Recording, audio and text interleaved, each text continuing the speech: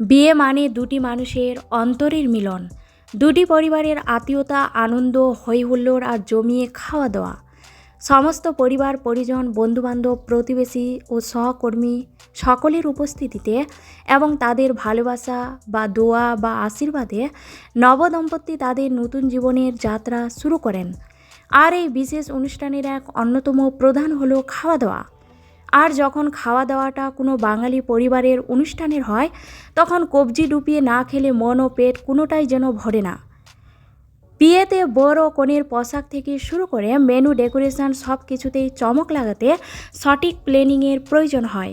আর নিমন্ত্রিত মানুষদের চমকে দিতে ট্রেন্ডি মেনুর পরিবর্তে রাখতে পারেন খাঁটি বাঙালি মেনু বা আইটেম পদগুলি। অনেকেই বুঝতে পারেন না যে বিয়েতে কী এমন বাঙালি আইটেম বা পদ থাকলে অতিথিদের খাওয়া দাওয়া বেশ জনপ্রিয় হয়ে উঠবে। তবে বিয়ের মেনু ঠিক করার আগে কয়েকটা জিনিস মাথায় রাখা দরকার, যে বিয়েটি শীতকাল ঋতুতে হচ্ছে না গ্রীষ্মকাল ঋতুতে হচ্ছে, কোন ঋতুতে অনুষ্ঠিত হচ্ছে। কারণ শীতকালের আর গ্রীষ্মকালের সময় হিসাবে খাবারের সিলেকশান আলাদা আলাদা করতে হবে। আর একটি জিনিস মনে রাখতে হবে যে নিমন্ত্রিত অতিথিদের মধ্যে ননভেজ বা আমিষভোজী বেশি থাকে, আর ভেজ বা নিরামিষভোজী অতিথিদের সংখ্যা কম থাকে।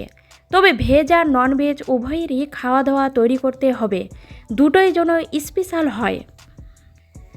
তাহলে আজকের এই ভিডিওতে জানাবো যে শীতকাল ঋতুতে বিয়েবাড়ির অনুষ্ঠানে খাওয়া দাওয়ার জন্য এমন ধরনের কোন কোন আইটেম, বাঙালি আইটেম বা পদ তৈরি করলে বেশ স্পেশাল মনে হবে। অবশ্যই জেনে নিন এই মেনু আইটেমগুলি সম্পর্কে, যা অতিথিদের খাওয়াতে এই বিয়ের মেনুগুলি আপনাদের অবশ্যই কাজে লাগতে পারে। খাবারের বিষয়ে সকলের আলাদা আলাদা পছন্দ, কারোর ক্ষেত্রে ভেজ আবার কারোর ক্ষেত্রে নন ভেজ। তাই বিয়ে বাড়িতে রাখুন ভেজ আর নন ভেজের দুটো আলাদা আলাদা কাউন্টার।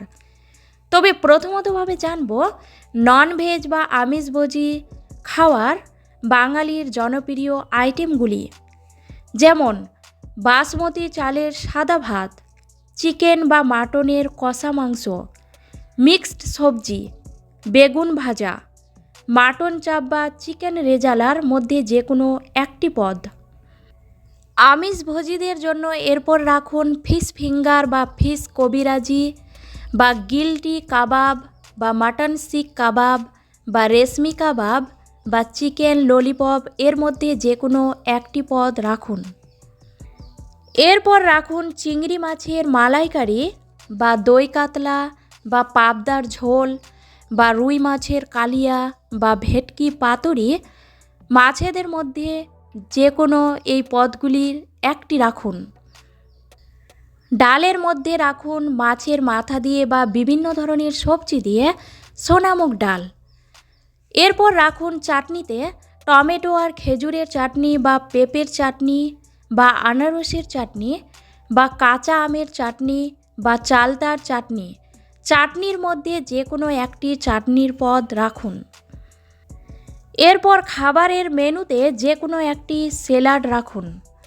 এরপরের কোর্সে রাখুন মিষ্টি দই বা রসগোল্লা বা ক্ষীরকদম বা কাঁচা গোল্লা বা সন্দেশ বা চমচম বা রাজভোগ, এদের মধ্যে যে কোনো একটি পদ রাখুন। এবার দ্বিতীয়তভাবে জানাবো ভেজ বা নিরামিষভোজীদের জন্য বাঙালি আইটেম বা পদগুলি।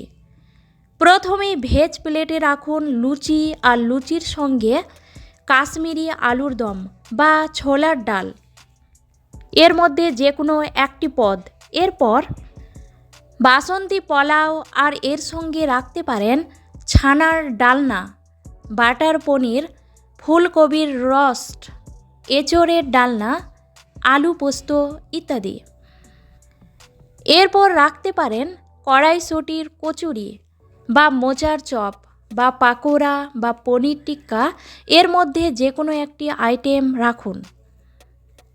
কেউ ইচ্ছা করলে নিরামিষভোজীদের জন্য শীতকালে গরম স্যুপ রাখতে পারেন, যেমন টমেটো স্যুপ, ভেজ স্যুপ, পলির স্যুপ, যে কোনো একটি স্যুপ রাখতে পারেন।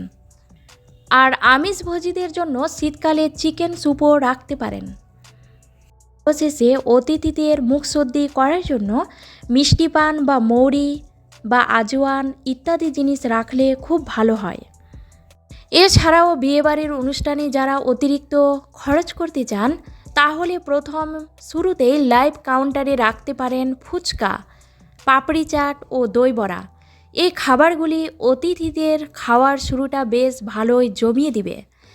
কেউ ইচ্ছে করলে ভাত ছাড়াও পোলাও বা বিরিয়ানি বা ফ্রাইড রাইসও রাখতে পারেন। বর্তমান যুগে বিয়েবাড়ির খাবারের তালিকায় এই বাঙালি জনপ্রিয় পদগুলি একটি গুরুত্বপূর্ণ স্থান অধিকার করে নিয়েছে। তাই আপনিও চাইলে এই জনপ্রিয় বাঙালি খাওয়ার আইটেমগুলি আপনার বিয়েবাড়ির বা আপনার পরিবারের যে কোনো অনুষ্ঠানে অতিথিদের পরিবেশন করতে পারেন।